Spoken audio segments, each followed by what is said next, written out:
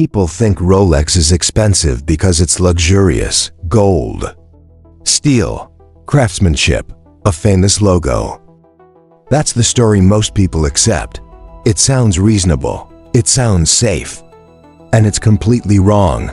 Because if luxury alone made something valuable, then hundreds of other watches should have replaced Rolex decades ago. They didn't, and that's the first problem. Rolex is not the most complicated watch in the world. It's not the rarest. It's not the most accurate. And it's definitely not the most innovative in recent decades. Yet somehow, nothing replaces it. Not when markets crash, not when trends shift, not when technology changes, not when generations move on. Rolex doesn't disappear, it waits. That should bother you. Because history is full of brands that were once untouchable, and then suddenly irrelevant. Cars, phones, cameras, clothing. Even entire industries vanish when something better comes along. But Rolex doesn't compete that way. It doesn't chase improvement.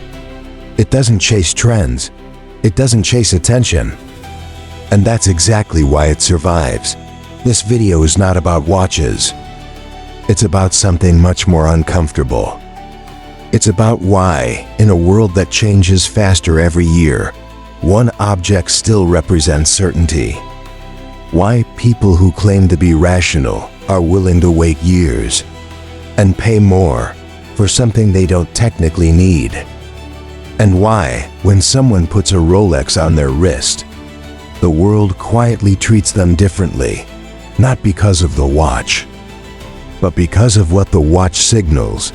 Here's the lie we've been told: that Rolex became powerful by making great watches. In reality, Rolex became powerful by controlling three invisible things: trust, scarcity, and time itself. Most companies try to sell you performance. Rolex sells permanence. Most brands promise the future. Rolex promises that nothing will change. Think about that. In an era obsessed with disruption, Rolex refuses to disrupt itself, and somehow it wins. People argue endlessly about whether Rolex is worth the money. They compare movements. They compare materials. They compare specs. That argument misses the point entirely. Because Rolex does not exist in the same category as those comparisons. You don't buy a Rolex to tell time. Your phone already does that better. You don't buy a Rolex for innovation. Other brands innovate faster, cheaper, and louder. You don't even buy it because it's rare. Rolex could make more watches tomorrow if it wanted to, but it doesn't. And that's where the real story begins, because Rolex is not a watch company. It is a system designed to create belief, maintain dominance, and survive without needing to be loved. Ask yourself this: why do waiting lists exist? For products that are already massively profitable? Why does a company deliberately limit supply when demand is global and endless? Why do people defend Rolex so aggressively, even when they don't own one? Why does criticism barely dent its reputation? And why, when everything else in luxury rises and falls with fashion, Rolex remains stubbornly the same? These are not accidents. They are not side effects. They are the result of deliberate choices, made long before Rolex was a luxury symbol, before celebrities, before social media, before status signaling became digital. This story begins with a single dangerous idea: that people don't crave excellence, they crave certainty. Certainty that what they buy today will still mean something tomorrow. Certainty that their success is visible without explanation. Certainty that time is on their side. Rolex understood this earlier than anyone else. And once that understanding took hold, the company stopped competing on products. It began competing on belief. That's why Rolex doesn't advertise features. It advertises moments. oceans, mountains, victories, records. Not because those things sell watches, but because they anchor meaning. When you see a Rolex, you're not seeing engineering. You're seeing a story your brain already recognizes: achievement, control, arrival. And here's the uncomfortable truth. Once a brand becomes symbolic, logic no longer applies. That's why Rolex is immune to comparison. That's why it doesn't panic during recessions. And that's why its power grows strongest when everything else feels unstable. This isn't about wealth. Plenty of rich people don't own Rolexes. This is about reassurance. Reassurance that progress didn't pass you by, that your efforts were not wasted, that your time mattered. A Rolex doesn't prove you're successful. It suggests you survived long enough to become stable. And stability, in modern society, is the rarest luxury of all. So when people say Rolex is overpriced, they're asking the wrong question. The real question is far more disturbing. If Rolex is just a watch, why does nothing else replace it? To answer that, we have to go back, not to a product, not to a market, but to a mindset forged in loss, control, and obsession. Because before Rolex became untouchable, it was built by someone who could not afford uncertainty. And that changes everything. Before Rolex became a symbol, before it meant success, before it ever meant luxury, there was a boy who learned something far more important: that nothing is permanent. And once you understand that lesson early enough, you never forget it. This story doesn't begin with ambition. It begins with absence. Hans Wilsdorf did not grow up surrounded by wealth. He did not inherit a stable world. He did not grow up believing that tomorrow would look like today. He grew up learning that everything you depend on can disappear without warning. By the time most children are just beginning to understand security, Wilsdorf had already lost it. Both parents, gone. Not slowly, not gently, but close enough together that childhood never had time to settle. And when loss arrives that early, it doesn't just create sadness. It rewires how you see the world. Because when you are that young, you don't process grief the way adults do. You process it as uncertainty. Who decides what happens next? Who controls anything? And what happens when they don't? Wilsdorf was taken in by relatives who believed in discipline, structure, order. They sold the family business, not because it was failing, but because they believed education mattered more than legacy. To them, it was practical. To him, it was another reminder that what exists today can be erased tomorrow. That decision followed him for the rest of his life because it taught him something quietly brutal. Ownership is fragile, stability is conditional, and sentiment means nothing when control changes hands. He was sent away to boarding school, a clean place, a respected place, a place designed to shape young men into proper adults. But for Wilsdorf, it was not safety, it was isolation. He wasn't just new. He was different background, different beliefs, different sense of belonging. He learned very quickly what it meant to be the outsider in the room. And when you're an outsider, you observe more than you speak. You learn patterns, you learn systems, you learn who holds authority and who pretends to. Wilsdorf wasn't the loudest student. He wasn't the most charming. He wasn't the most rebellious. He was attentive.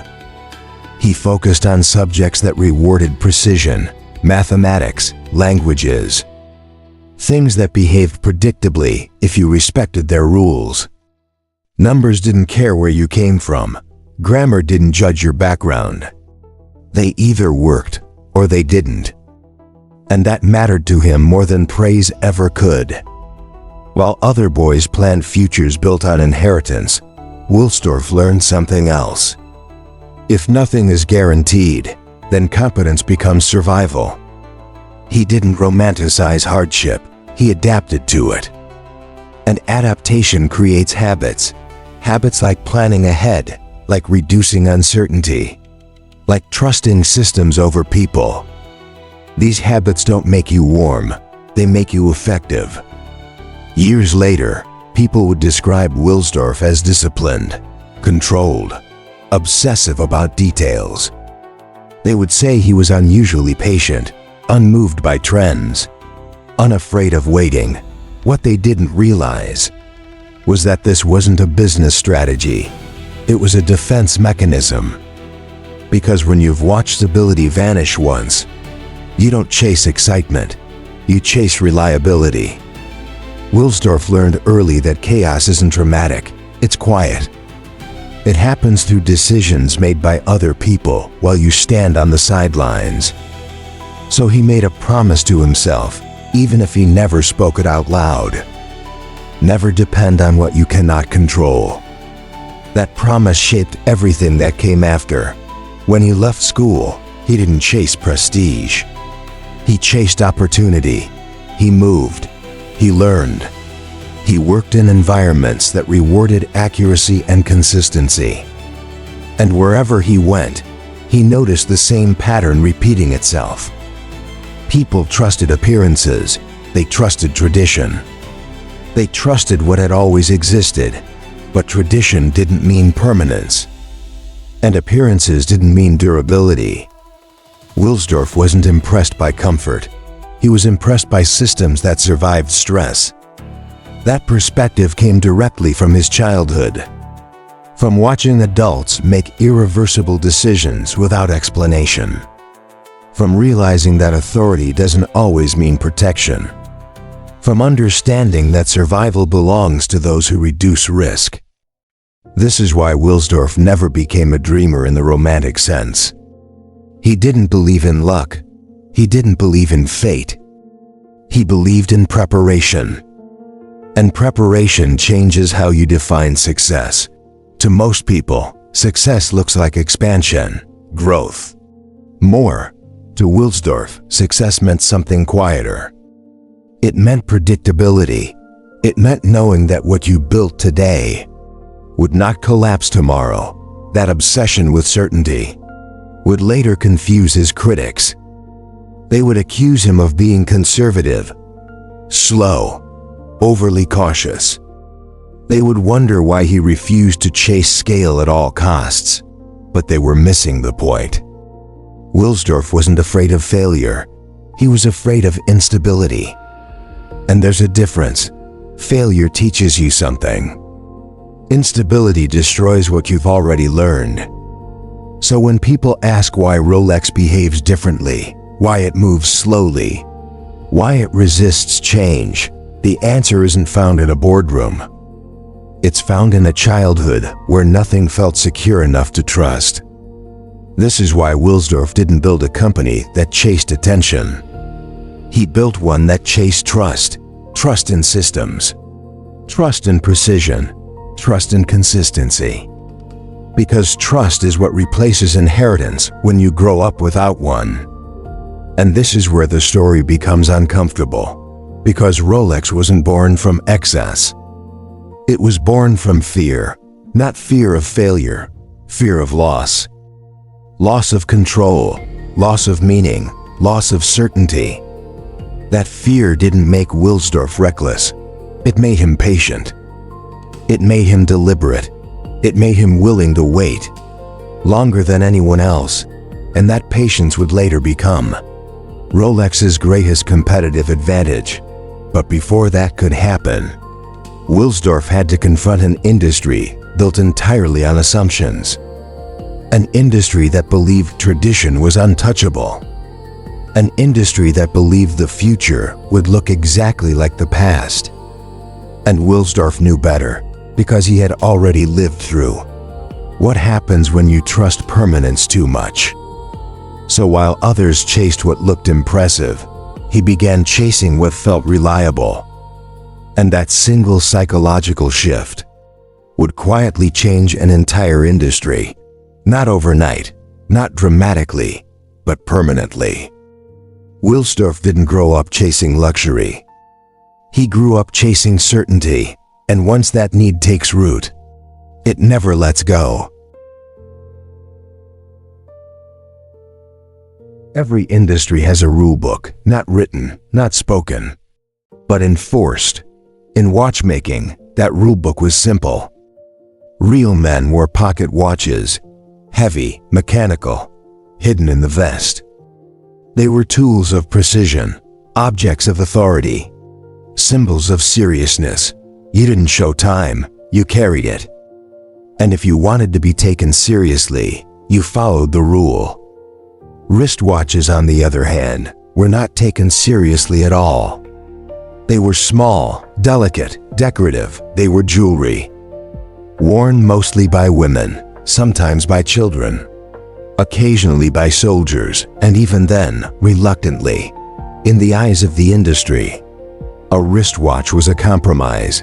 Smaller movements meant less accuracy, less stability, more error, and in a world obsessed with precision, error was unacceptable. Accuracy wasn't just a feature. It was morality. A watch that lost or gained time was not just defective, it was dishonest, so the verdict was already decided. Pocket watches represented truth. Wristwatches represented weakness. And no serious manufacturer was willing to risk their reputation on something so unreliable. That was the consensus. That was the tradition. And that was exactly what Hans Wilsdorf walked into. He didn't enter the watch industry as an inventor. He entered it as an observer, and what he saw disturbed him. Not because the watches were bad, but because the thinking was rigid. The industry wasn't asking what people needed. It was defending what it already believed. Pocket watches were accurate, yes. But they were also inconvenient. You had to stop, reach into your pocket, open the case, read the time. It was a ritual designed for a slower world, a world where hands were clean, schedules were forgiving, and precision was ceremonial. But the world was changing. Work was becoming faster, cities louder, movements more constant, and yet the watch industry refused to adapt. Because adaptation felt like surrender. To them, wristwatches were not the future. They were a novelty, a fashion trend, something that would pass. Wilsdorf disagreed, not loudly, not dramatically, quietly. He believed that convenience would eventually matter more than tradition, that accessibility would matter more than ceremony, that people didn't want to interact with time, they wanted to glance at it. This belief was considered naive because convenience was seen as weakness. If something was easier, it must be less serious. And serious men did not compromise. This wasn't just arrogance, it was fear. Because if wristwatches became acceptable, everything the industry stood for would need to change. Manufacturing processes, quality standards, reputations built over decades. So instead of asking if wristwatches could improve, the industry decided they shouldn't exist. Wilsdorf saw an opening, not in technology. In psychology, he understood something his peers ignored. People adapt faster than institutions, and once people adapt, institutions that refuse to follow become irrelevant. But believing that wasn't enough, because belief doesn't build companies, action does. And action came with consequences. Wilsdorf didn't just suggest wristwatches, he committed to them, publicly, financially, reputationally. He didn't hedge, he didn't diversify. He placed his entire future on something the industry laughed at. And they did laugh. Manufacturers mocked the idea. Retailers doubted demand. Experts dismissed the concept outright. Why waste effort perfecting something that could never be accurate enough? Why shrink movements only to lose reliability? Why challenge a system that already worked? Wilsdorf had no answer. That satisfied them, because his answer wasn't technical, it was human. He believed that people would forgive small imperfections if the object made their lives easier. The industry believed the opposite, that precision was non-negotiable, that tradition was protection, that inconvenience was acceptable, as long as accuracy remained untouched. This was the fault line. Not between watches, between philosophies. Wilsdorf wasn't trying to improve a product, he was trying to change a definition. What does it mean for a watch to be good? Is it perfection in isolation? Or usefulness in reality? Most industries choose isolation because reality is unpredictable, and unpredictability threatens authority. So the watch world did what entrenched systems always do. It ridiculed the challenger, not with anger, with amusement. Wristwatches were toys, trinkets, accessories. They were beneath serious attention. And Wilsdorf understood what that meant. When an industry laughs instead of argues, it believes it has already won. That laughter created pressure. Financial pressure, reputational pressure, psychological pressure. Because betting against consensus is lonely. And loneliness amplifies doubt. Every failure felt like confirmation. Every delay felt like proof, and yet Wilsdorf didn't retreat. He didn't adjust his vision. He doubled down, not by attacking the industry, but by ignoring it. Instead of convincing manufacturers, he focused on proving reliability. Instead of changing opinions, he focused on outcomes. Because you cannot argue a system into submission, you can only replace it. Wilsdorf knew that wristwatches didn't need to be perfect. They needed to be trustworthy. Trustworthy enough to be worn every day. Trustworthy enough to survive real conditions. Trustworthy enough that people stopped questioning them. That meant solving a problem. The industry didn't want to touch accuracy. Small movements were unstable. Temperature, motion, humidity, everything affected them. So if wristwatches were ever going to be accepted, they needed to meet the same standards as pocket watches, not aesthetically. Functionally, this was considered impossible, and that impossibility was exactly what made the bet so dangerous. Wilsdorf wasn't just risking money, he was risking credibility. If wristwatches failed publicly, they would set the category back decades, and his name would be attached to that failure. But he had already made peace with risk, because to him, tradition was the greater risk. Tradition froze innovation, and frozen systems eventually shatter. So while the industry laughed, Wilsdorf worked. Quietly, methodically, obsessively. He wasn't trying to impress. He was trying to endure. This was not a rebellion. It was a long siege, and the industry didn't notice until it was too late. Because laughter delays response, it creates complacency. And complacency is fatal when the rules begin to change. The watch world believed wristwatches were inferior. What they didn't realize was that inferiority didn't matter. Adoption did. Once people got used to glancing at their wrist, there was no going back.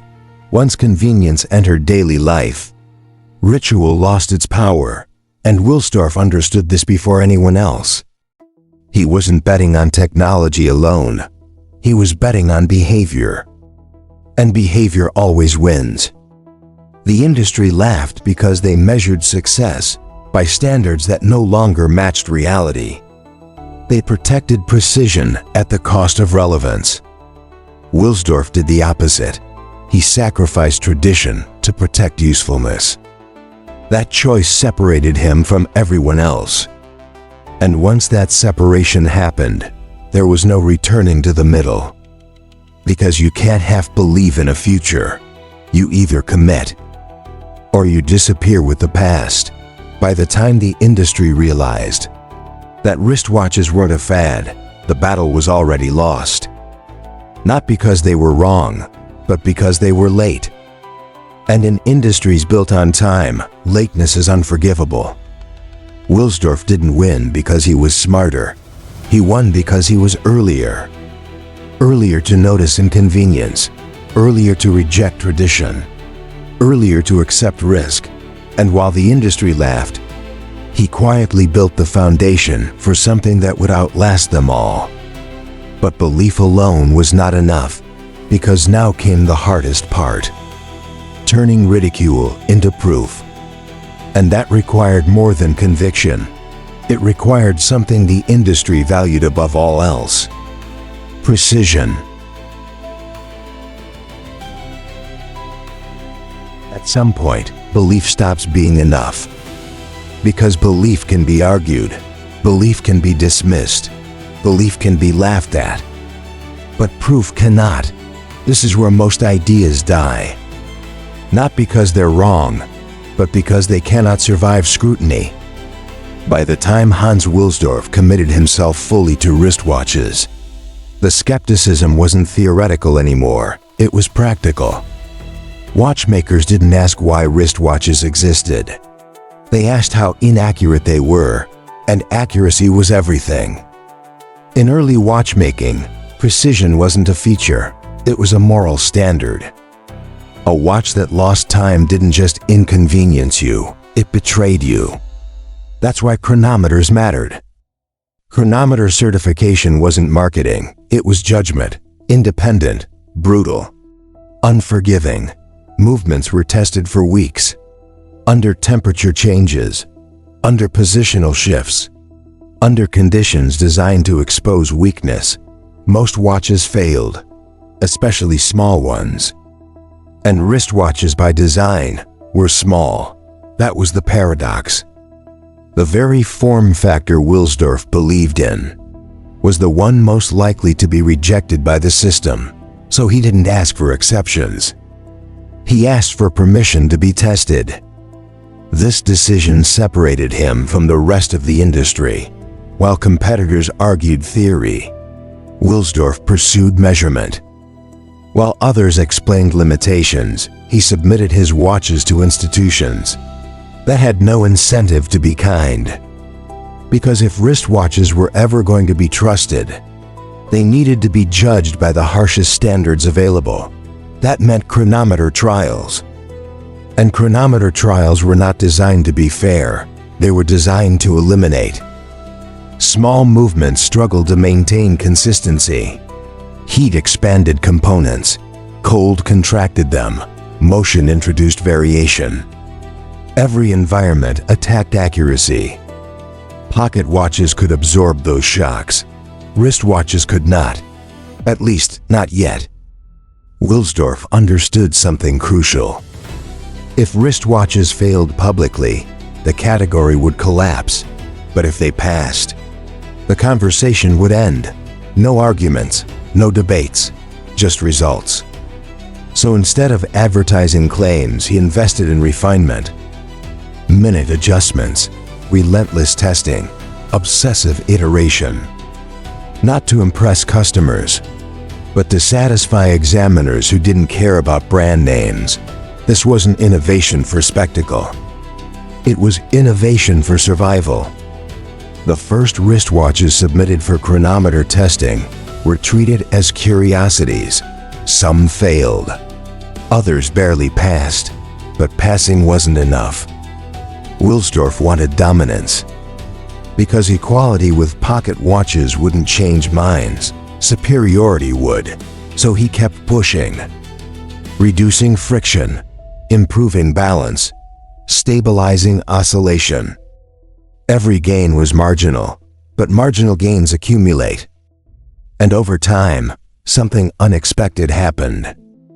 Wristwatches began passing chronometer tests consistently, then repeatedly, then predictably. That's when the tone changed. Because predictability is what creates trust, not perfection, consistency. When a wristwatch earned chronometer certification, it wasn't a miracle. It was evidence, and evidence spreads quietly. Watchmakers couldn't dismiss the results. Retailers couldn't argue with certificates. Customers didn't need persuasion. They had documents. Independent validation changed everything. Wilsdorf didn't need to say his watches were accurate. Institutions said it for him. This was not clever marketing. It was strategic restraint. Because when you let others speak on your behalf, credibility compounds. This philosophy defined what would later become Rolex. Rolex didn't promise innovation, it delivered certification. It didn't describe quality, it submitted to judgment. And judgment, once passed, was irreversible. This approach confused competitors. Why spend so much effort proving something people weren't asking for yet? Why obsess over accuracy when wristwatches were still considered secondary? Because Wilsdorf wasn't responding to demand, he was shaping expectation. He understood that once people trusted wristwatches, demand would follow naturally. Trust doesn't need to be marketed, it needs to be earned. Chronometer certificates weren't flashy, they didn't excite. They didn't seduce, but they did something far more powerful. They removed doubt, and when doubt disappears, decisions become easier. This is why Rolex never led with features. Features invite comparison. Proof ends comparison. A certified chronometer didn't ask to be believed, it asked to be checked. And checking only reinforced the conclusion. Accuracy wasn't accidental. It was engineered, tested, and verified, again and again. This obsession with precision went far beyond compliance. It became cultural. Within the company, accuracy was non-negotiable. Delays were acceptable. Higher costs were acceptable. Failure was acceptable. Inconsistency was not. Because inconsistency undermines trust, and trust, once lost, cannot be recovered through explanation. It must be rebuilt through performance. This mentality shaped everything that followed. When Rolex later introduced innovations, they weren't introduced with claims. They were introduced with demonstrations, real-world exposure, public trials, uncontrolled environments. Because laboratory success means nothing if reality disagrees. Wilsdorf understood this instinctively. He didn't believe in controlled perfection. He believed in exposed reliability, and that belief was radical. Most companies fear testing. They hide flaws behind messaging. Wilsdorf did the opposite. He invited scrutiny. Because scrutiny, when survived, becomes authority. The chronometer was only the beginning. It established a pattern. Rolex would never ask the world to trust its word. It would ask the world to observe its results. That choice elevated the brand. From manufacturer to reference point, other watches could be accurate. Rolex became certified. That difference mattered. It created a psychological hierarchy. Certified accuracy suggested seriousness, discipline, accountability. And once a brand occupies that mental position, it becomes very difficult to displace. Because competitors aren't just fighting products, they're fighting precedent. This is why Rolex never needed to shout. Its silence was supported by evidence. Its confidence wasn't arrogance, it was verification. And over time, people stopped asking whether Rolex watches were accurate. They assumed they were. That assumption was the real victory, because assumptions are harder to challenge than claims. This is where respect replaced curiosity, where skepticism softened into expectation, and where laughter disappeared. The industry that once dismissed wristwatches found itself confronted by data it couldn't ignore. Not opinion, not theory. Results, chronometer by chronometer, the argument collapsed. And when the argument collapsed, a new standard emerged. Not because Rolex declared it, but because it was proven. This is the difference between persuasion and authority. Persuasion asks you to listen. Authority asks you to verify. And verification builds trust that outlasts trends. Trust is not claimed. It's demonstrated. And once demonstrated consistently, it becomes unshakable. This was the moment wristwatches stopped being a novelty and became inevitable. But proving accuracy was only half the battle. Because now that people trusted wristwatches to keep time, they expected them to survive life. And that expectation would push Rolex into its most defining gamble yet. By the mid-1920s, wristwatches had earned something they never had before: respect. They could keep time. They could pass tests. They could survive scrutiny. But respect wasn't enough. Because respect doesn't change behavior. People trusted wristwatches to be accurate. They didn't trust them to be durable. And durability was the final wall. Accuracy lived in laboratories. Durability lived in the real world. Dust, sweat, rain, water. These weren't edge cases. They were everyday realities. And water, more than anything else, was the enemy. Water didn't just threaten wristwatches, it humiliated them. Moisture slipped through cases. Condensation formed under crystals. Rust attacked movement silently. One splash could undo months of precision.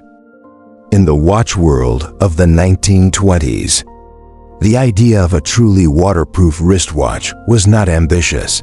It was absurd. Watch cases weren't designed to seal.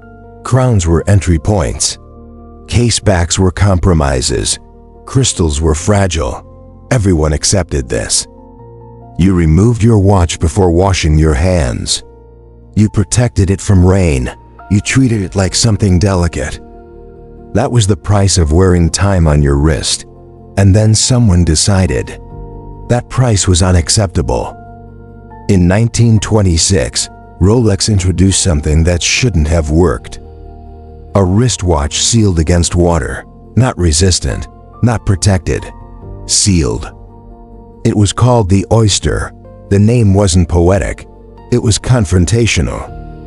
An oyster survives by closing itself off completely. Nothing gets in. And nothing leaks out. The Oyster case used a screw-down bezel, a screw-down caseback, a screw-down crown. Every opening was threaded.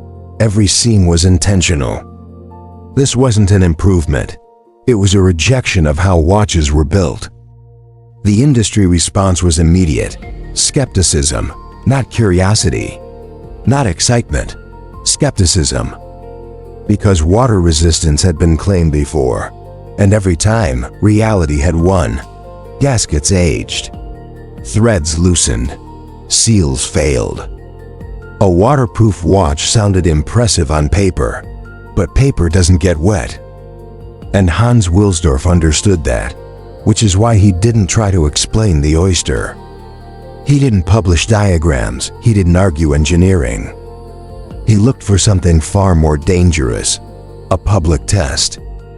If chronometer certification proved accuracy, then water would prove reliability, but not in a controlled environment, not in a lab.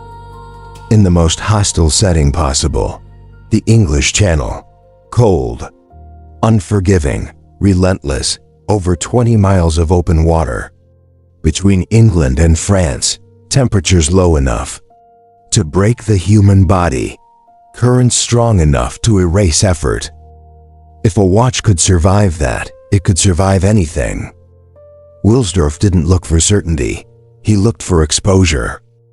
In 1927, he found his moment. A young swimmer named Mercedes Gleitz was attempting to cross the English Channel. It was already considered reckless. Many had failed. Some had died. Wilsdorf saw opportunity where others saw danger. He asked her to wear the Oyster. Not protected, not covered, exposed, around her neck. Submerged for hours. This wasn't a controlled experiment. There were no backup plans. If the watch failed, it would fail publicly. And that was the point, because if it survived, no explanation would be needed. The swim began. Hours passed. The water did what it always did. It drained strength. It blurred vision. It punished endurance. Gleitz fought on, but the channel doesn't care about courage. After more than 10 hours in the water, she was pulled out. The crossing was not completed. By traditional standards, it was a failure. But the watch didn't know that. When the Oyster emerged from the water, it was still running. Perfectly. No fog under the crystal, no hesitation in the movement. Time uninterrupted. And in that moment, something important happened. Failure became proof. The human body gave out. The machine did not.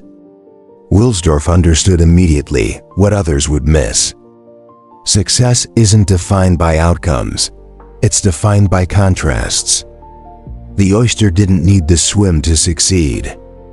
It needed reality to be harsher than expectation, and it was. The watch survived what the swimmer could not. That image was impossible to argue with. Wilsdorf didn't wait for people to notice. He made sure they did. He placed a full-page advertisement on the front of the Daily Mail. Not buried inside, not subtle, front page. The story wasn't about a watch, it was about endurance. And the watch was the quiet constant. People didn't need to understand threads or seals. They understood water. They understood cold. They understood failure. And they understood survival. Rolex didn't claim the Oyster was waterproof. The channel did, but Wilsdorf didn't stop there. Because one moment creates attention. Repetition creates belief. In shop windows across Europe, Rolex displayed Oysters submerged in fish tanks. Alive, moving, unprotected, day after day. No explanation. No salesman speeches, just watches underwater. People stopped. They stared. They waited for failure. It didn't come. This was not advertising. It was provocation. The Oyster wasn't described. It was challenged, and it won, again and again. Critics couldn't dismiss it, because nothing was hidden. The watches were right there, wet, running. Every second that passed was another argument lost. This approach terrified competitors. Because you can't counter a demonstration with a brochure. You can't outmarket a live test. You can only try to replicate it. And replication is dangerous when you're not ready. The Oyster forced the industry into a new reality. Water resistance was no longer optional. It was expected. And expectation is irreversible. Once people saw that a wristwatch could survive water, they stopped forgiving those that couldn't. That shift was permanent. The Oyster didn't just introduce a feature, it redefined normal. From that moment on, a watch that failed underwater wasn't delicate, it was defective. This was the real gamble. Not the engineering, the exposure. Because Wilsdorf wasn't just betting that the Oyster would work, he was betting that truth, once visible, would spread faster than skepticism, and he was right. The Oyster became more than a watch, it became a reference. Other brands could innovate quietly. Rolex had changed the conversation publicly. That visibility made all the difference. Because people don't trust what they can't see. They trust what survives. This is why the Oyster mattered more than any technical breakthrough before it. Chronometers proved accuracy to experts. The Oyster proved reliability to everyone. And everyone matters more. The English Channel didn't care about marketing. It didn't care about reputation. It didn't care about belief. It tested reality, and reality sided with the watch. This is where Rolex stopped needing arguments, because proof, once witnessed, outlives explanation. The industry that once laughed had nothing to say, and silence replaced skepticism.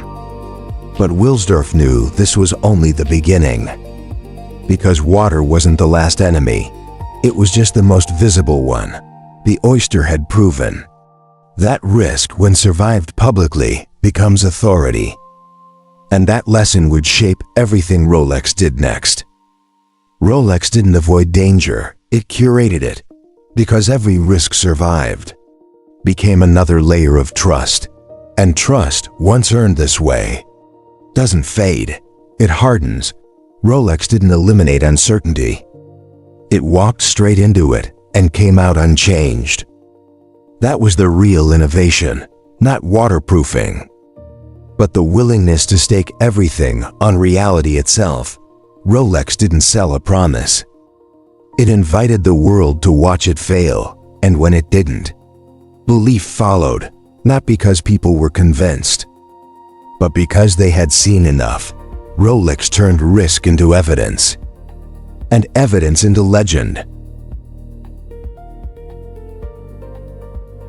At this point in the story, most brands would do what brands always do. They would celebrate. They would advertise louder, expand faster, lower barriers, chase growth. They would try to turn attention into volume. Rolex did the opposite. And that decision explains everything.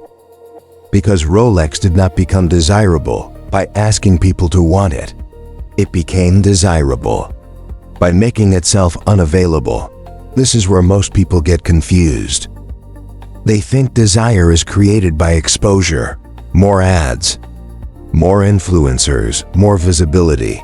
Rolex rejects that logic completely. It doesn't flood the market with messaging. It doesn't discount to stimulate demand. It doesn't chase relevance. And yet, demand never disappears. In fact, it intensifies.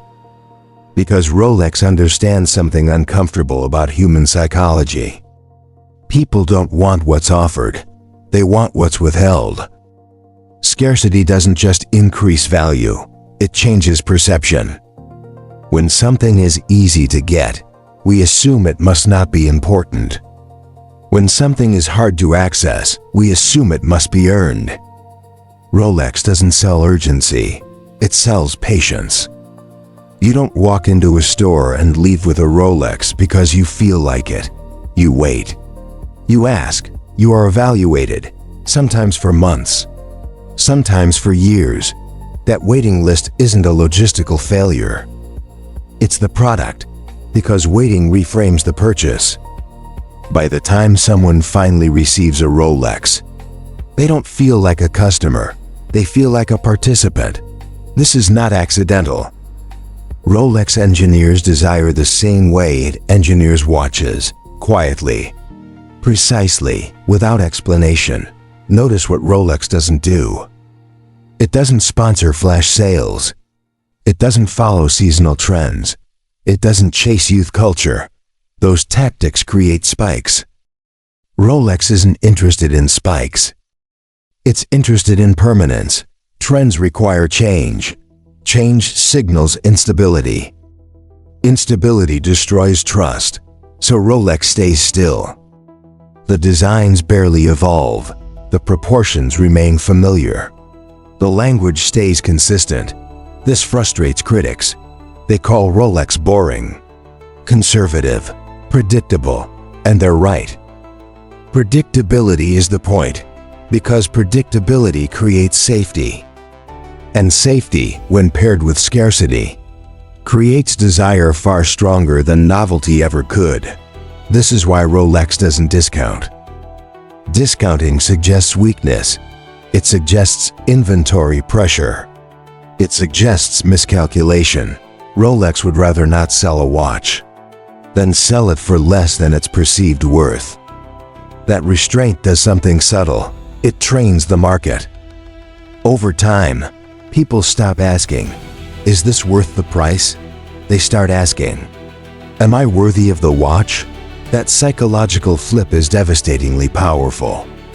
Because once desire becomes internalized, the brand no longer needs to convince. The customer convinces themselves.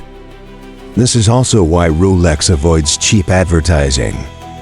You won't see Rolex shouting online. You won't see desperate calls to action.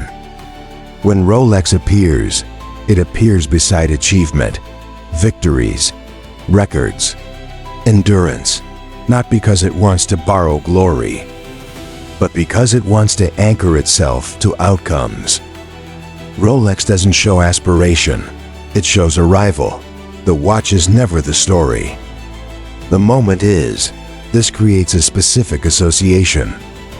Rolex equals success that has already happened. Not potential, not hustle, not dreams, results, and results don't need explanation.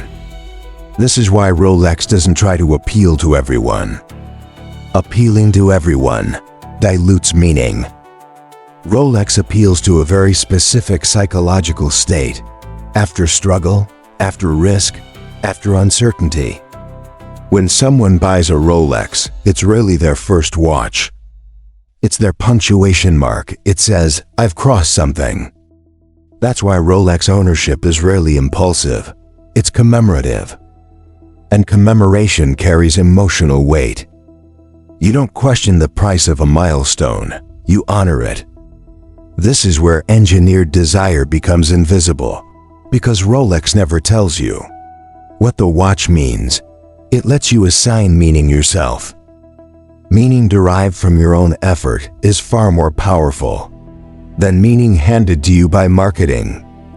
Rolex simply provides the container. The story is yours. That's also why Rolex doesn't chase trends. Trends divide generations. Rolex bridges them. A watch that looks relevant for only 5 years creates anxiety. What happens after?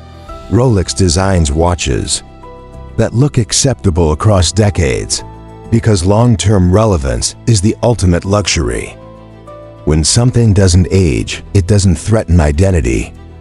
This is why people inherit Rolex watches, not because they're rare, but because they still make sense. They don't look like a moment, they look like continuity, and continuity is seductive. In a world defined by volatility, the result of all this restraint is a brand that feels inevitable, not exciting, not loud. Inevitable. Rolex doesn't need to persuade. It needs to remain consistent. Consistency compounds. Every year, Rolex refuses to discount. Its price feels more justified. Every year, it refuses to redesign. Its identity feels more stable. Every year, it refuses to chase trends. Its independence feels more authoritative. This creates a quiet hierarchy. Other brands compete. Rolex presides, and that position is incredibly difficult to attack. Because you can't disrupt a symbol. The same way you disrupt a product, symbols operate on belief. And belief is immune to logic. This is why comparisons fail. You can argue specs. You can argue materials. You can argue value. But you cannot argue meaning. Meaning is personal. And Rolex has mastered the art of letting people project their own meaning onto a static object. That projection is desire, engineered not through persuasion, but through absence. Absence of discounts, absence of explanation, absence of urgency. Silence does the work. Over time, that silence becomes authority. This is the uncomfortable truth. People don't want a Rolex. They want what Rolex represents. Stability, control, arrival. In a world that constantly asks for reinvention, Rolex offers permission to stop, to stand still, to say, "I've done enough," and that is intoxicating. Because desire isn't created by wanting more. It's created by wanting to be done. Rolex doesn't sell ambition, it sells relief. Relief from uncertainty, relief from chasing, relief from proving. That's why Rolex isn't aspirational in the modern sense. It's conclusive. It doesn't say, "You could become this." It says, "You already did." And once a brand occupies that space, it no longer competes, it waits, and people come to it when they're ready. Not because Rolex convinced them, but because their own journey did. That is engineered desire. And it cannot be replicated with money, marketing, or speed. Only with restraint. By now, the formula was obvious. Demand was global. Reputation was unshakable. Pricing power was unquestioned. For most companies, this is the moment to scale. You go public. You raise capital. You expand production. You maximize output. You turn dominance into acceleration. That's how modern business works. Except this company didn't do that. Rolex chose a different path. Not because it couldn't scale, but because it refused to. This is where the story stops being about watches and becomes about power, because scaling is not neutral. Scaling changes incentives. Once a company goes public, its purpose shifts. You are no longer measured by what you build. You are measured by what you deliver next quarter. Growth becomes mandatory. Stability becomes optional. And optional stability is dangerous. When your entire brand is built on permanence. Rolex understood this before the rest of the world did. Public companies don't optimize for longevity, they optimize for expectation. Shareholders don't ask, "Will this matter in 50 years?" They ask, "What happens next earnings call?" That pressure forces behavior. Faster cycles, more products, lower standards. It's not corruption. It's gravity, and Rolex chose not to enter that gravity well. So it never went public. No IPO, no quarterly earnings calls, no activist investors, just quiet control. This decision alone explains why Rolex behaves so differently from its competitors. Because without shareholders, there is no obligation to grow endlessly. And endless growth is incompatible with scarcity. Scarcity requires restraint. Restraint requires saying no. Even when demand says yes, that is almost impossible. When external owners are watching, Rolex solved this problem structurally. It removed the audience. The company does not answer to the market. The market answers to the company. This is also why Rolex does not chase production volume. It could. Technically, Rolex could increase output dramatically. It has the expertise, the infrastructure, the demand, but it chooses not to. Because increasing supply solves a short-term problem. By creating a long-term one, more watches today means less meaning tomorrow. Luxury collapses when it becomes common. Rolex doesn't measure success by how many wrists it occupies. It measures success by how carefully it controls access. This is why shortages are not accidents. They are policy. Every watch not produced is a decision. Every unmet demand is intentional. This frustrates customers. It engages critics. It confuses analysts. But it protects the core. Because Rolex does not compete on novelty.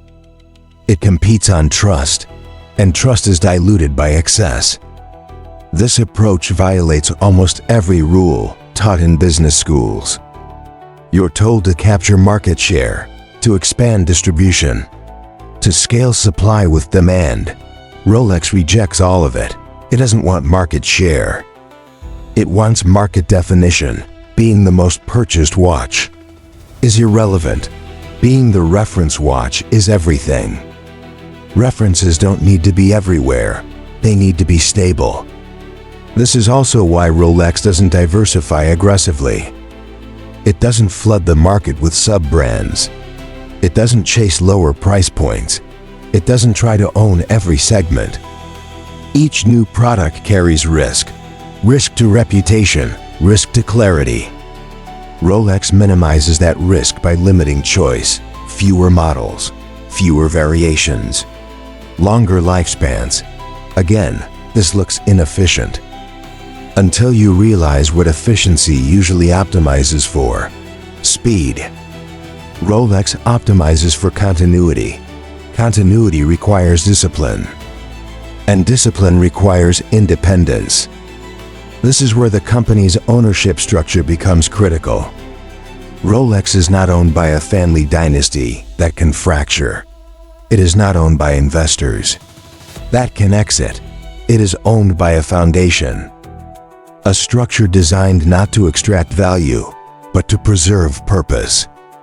That single choice insulates Rolex from the forces that destroy most great companies. There is no pressure to sell, no pressure to merge, no pressure to chase growth at any cost. The company can afford to be patient because it is not racing anyone. It doesn't need to impress Wall Street. It doesn't need to justify decisions publicly. Silence becomes strategy, and silence is powerful. When you don't need validation, this is why Rolex can say no. When others cannot. No to trends, no to overproduction, no to dilution. Every refusal strengthens the brand. Because refusal signals confidence. Only companies unsure of their position feel compelled to expand endlessly. Rolex already knows where it stands. This long-term mindset also changes how mistakes are handled. Public companies fear mistakes because markets punish them instantly. Private, insulated companies can absorb them. They can pause, reevaluate, correct course quietly. That flexibility is priceless. It allows Rolex to think in decades, not quarters. And that time horizon reshapes decision-making. When you're building for the long term, you don't chase peaks. You avoid cliffs. You prioritize survival over dominance. Rolex doesn't try to win every year. It tries to still exist when everyone else is gone. This is why production numbers remain controlled. Even during demand surges, why shortages persist. Even when profits could be higher, why waiting lists exist. Even when scaling would eliminate them.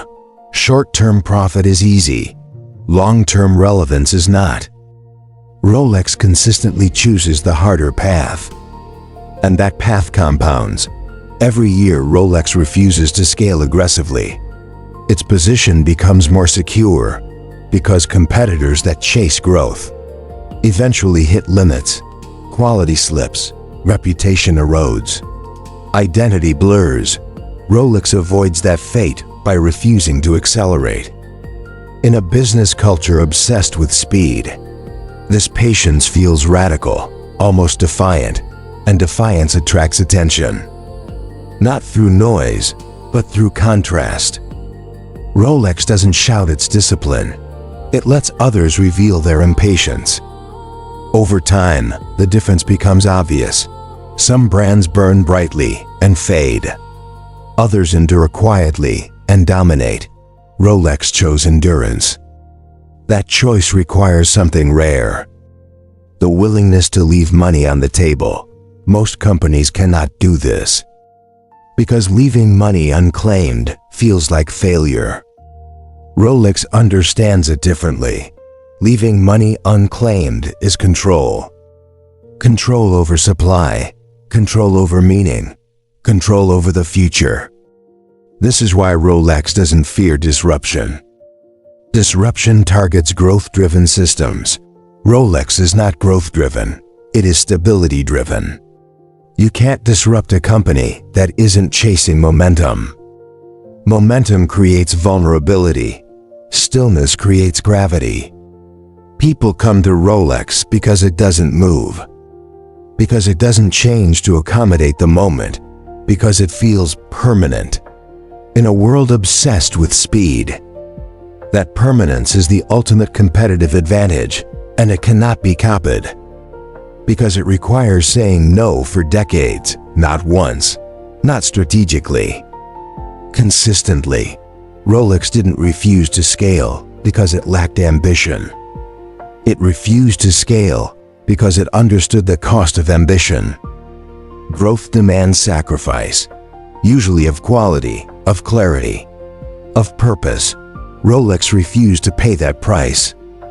Instead, it chose something rarer: longevity. And longevity doesn't need applause. It needs restraint. That restraint is invisible, but it shapes everything, from waiting lists to controlled supply, to unwavering identity. Rolex didn't build a company designed to win fast. It built one designed to outlast, and in the long run, outlasting everyone is the only victory that matters.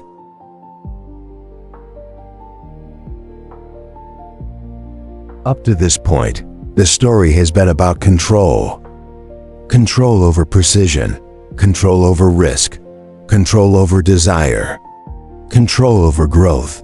But every system, no matter how carefully designed, eventually faces a question it cannot engineer around. What happens when the person who built it is gone?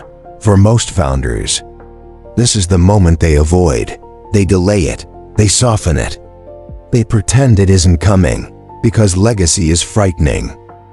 Not because death is frightening, but because irrelevance is. Founders don't just build companies. They build extensions of themselves, and letting go feels like disappearing. Hans Wilsdorf understood this fear intimately, not as an abstract idea, but as a lived experience. He had already lost everything once. Parents, home, inheritance. He knew what it felt like to wake up and discover that the world no longer needed you.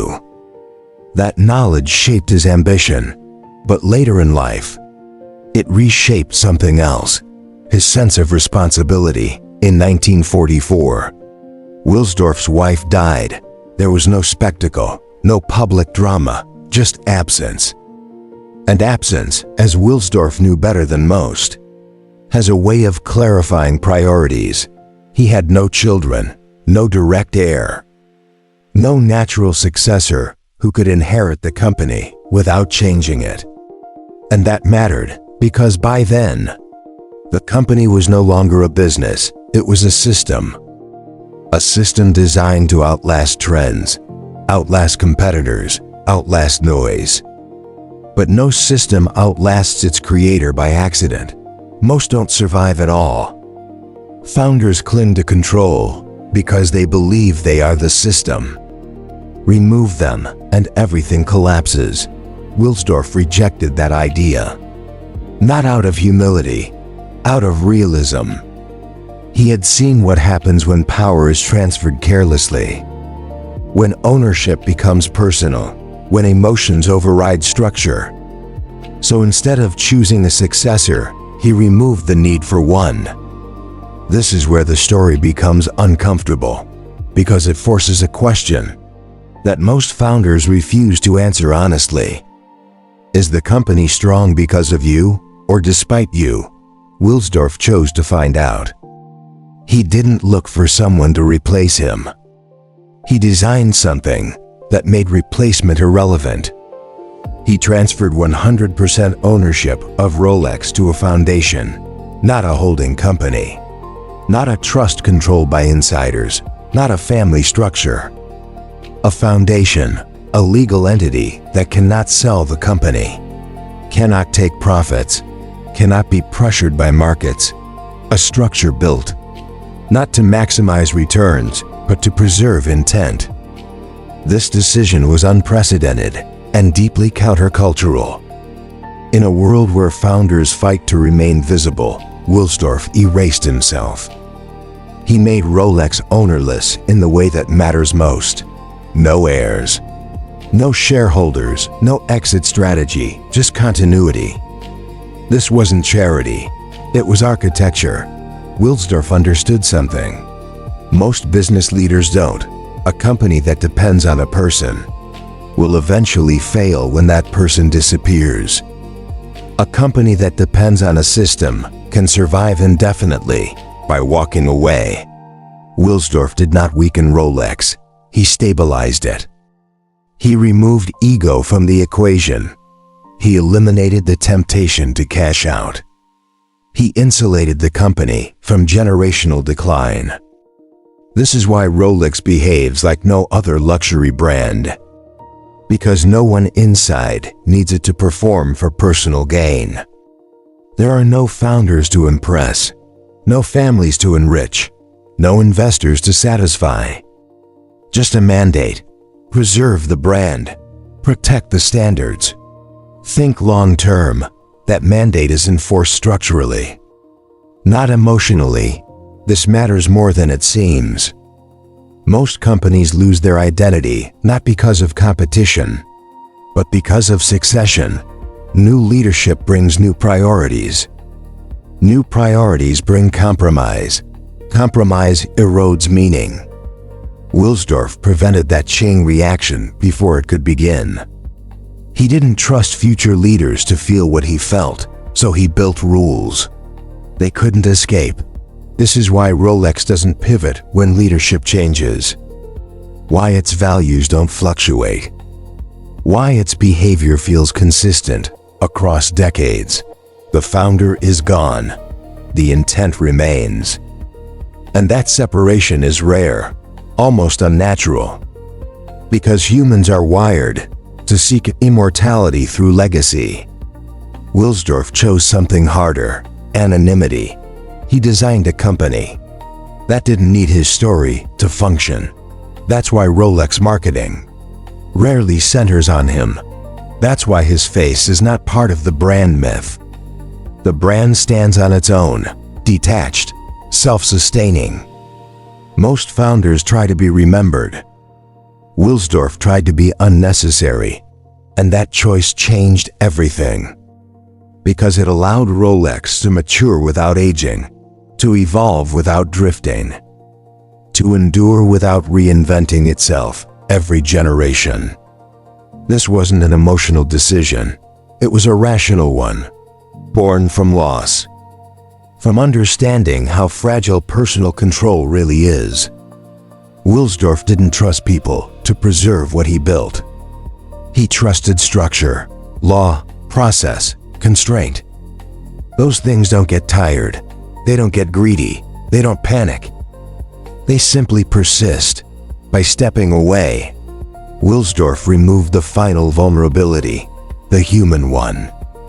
This is why Rolex does not feel like a founder's brand. It feels institutional, permanent, unmoved by individual personalities. That is not an accident. It is the result of deliberate absence. And absence, when engineered correctly, creates stability. There's a strange irony here. Wilsdorf spent his life obsessed with control, yet his final act was relinquishing it completely, not because he lost faith, but because he had finished building. He understood that true control is not holding on, it's knowing when to let go. Most founders never reach that point. They stay too long, interfere too much, turn identity into obstruction. Wilsdorf did the opposite. He disappeared so the company wouldn't have to. That disappearance is why Rolex feels untouched by time. Because nothing ages faster than a founder who won't step aside. And nothing endures longer than a system built to function without one. This is the quiet heart of the Rolex story. Not innovation, not marketing, not luxury, but restraint. Restraint even at the end. Especially at the end. Wilsdorf did not design a company to glorify his life. He designed one to continue without him. And that decision may be the most important one he ever made. Because in business, as in life, what you leave behind matters less than what can stand without you. Most founders try to live forever. Wilsdorf designed something that didn't need him, and in doing so, he achieved the rarest form of legacy, not remembrance. Irrelevance, the kind that allows something greater to continue unchanged. After the founder is gone, after the mythology settles, after the noise fades, what is Rolex really? Not the story, not the marketing, not the price. What role does it actually play in the modern world? To answer that, you have to remove a dangerous assumption that luxury is about materials, gold, steel, craftsmanship. Those things matter, but they are not the point. If luxury were about materials, Rolex would be replaceable.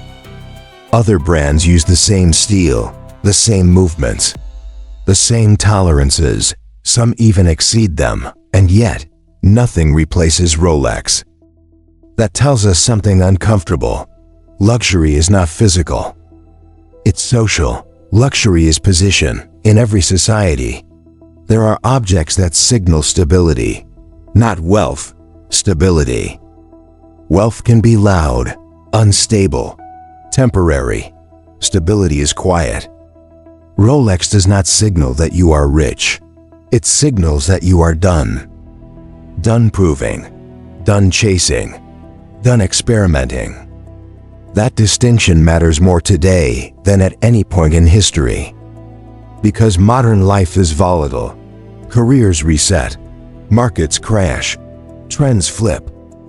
Everything asks you to adapt constantly. In that environment, people don't crave excitement. They crave anchors. Something that does not react. Something that does not change its mind. Something that behaves the same, regardless of what the world is doing. That is Rolex's role. It is not an object of aspiration. It is an object of confirmation. This is where many critics miss the point. They ask why Rolex doesn't innovate faster, why designs remain familiar, why it resists reinvention. They assume slowness is weakness, but in unstable systems, slowness is strength. Trend-driven brands compete for attention. Attention requires novelty. Novelty requires change. Change creates risk. Rolex avoids that entire cycle. It does not chase attention. It waits for people who are finished chasing it themselves. This is why hype brands burn out. Hype depends on momentum. Momentum requires constant fuel. When the fuel runs out, the brand collapses. Rolex is not powered by hype. It is powered by precedent. It has already been validated by time itself. That creates a different kind of authority, not excitement. Permission. Permission to stop searching. Permission to choose something. That doesn't need defending. This is why Rolex resale value matters psychologically, not because people plan to sell, but because stability reassures. Knowing something holds value, even if you never cash out, creates emotional safety. Rolex operates as a financial object, a social object, and a psychological object. At the same time, very few brands do that. Luxury watches that chase fashion signal taste. Luxury watches that chase innovation signal intellect. Rolex signals reliability. And reliability becomes status in uncertain environments. That's the real shift. In the past, luxury meant excess. Today, luxury means control. Control over time. Control over identity. Control over narrative. Rolex does not tell the world what's next. It tells the world what survived. This is why Rolex ownership cuts across cultures, across generations, across ideologies. It doesn't represent rebellion, it represents alignment. Alignment with order, alignment with systems that work, alignment with things that last. That alignment is deeply comforting when everything else feels temporary. Rolex doesn't compete in the market of ideas. It occupies a position in the hierarchy of meaning. That hierarchy looks like this. Trends live at the top, loud, visible, unstable. Permanence lives at the bottom, quiet, heavy, immovable. Rolex sits at the bottom. And gravity always favors the bottom. This is why comparisons fail. When you compare Rolex to another watch, you're already misunderstanding it. You don't compare a standard, you reference it. That's Rolex's modern role, not the best watch, the baseline watch. The thing others are measured against, that is far more powerful than being the most exciting, because excitement ages. Baselines endure.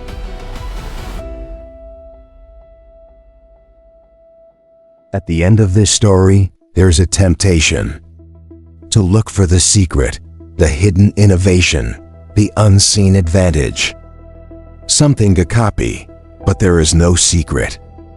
That's the uncomfortable part. Rolex does not win because it moves faster. It wins because it moves less. It does not need to innovate quickly. It only needs to avoid being wrong, wrong designs, wrong associations, wrong moments. Most brands fail not from lack of creativity, but from bad timing.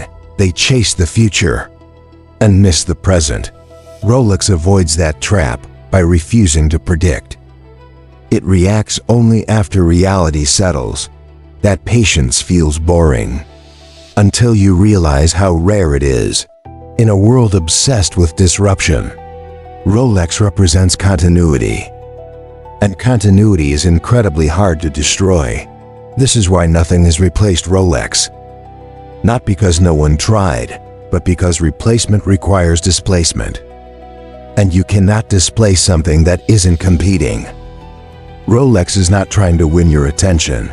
It's waiting for you to stop giving attention away. That moment comes eventually. For some, after success. For others, after failure.